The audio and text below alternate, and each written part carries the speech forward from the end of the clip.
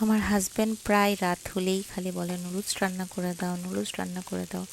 এই তো আজকে আমি তার জন্য নুডলস রান্না করছি। পানি নিয়ে আলুগুলো সিদ্ধ করে নিলাম। আমি একটু গরম পানিতে তেল আর একটু লবণ দিয়ে দিচ্ছি। খুবই সিম্পল ওয়েতে আমি নুডলসটা রান্না করব। আমি নর্মাল নুডলস দিচ্ছি, আমি এখানে কোনো ইনস্ট্যান্ট নুডলস ব্যবহার করছি না। তেল দিয়ে দিলাম, পেঁয়াজ কেটে পেঁয়াজগুলোকে ভেজে নেব ভালোভাবে। তারপর দুটো ডিম দিয়ে দিলাম অ্যাজ ইউজুয়াল।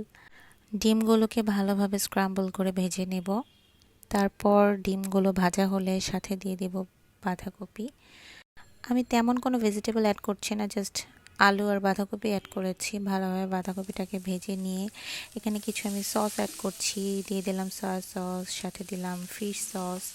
আমার কাছে মনে হয় ফিশ সসটা দিলে নুডলসের টেস্টটা খুব বেশি বেড়ে যায়।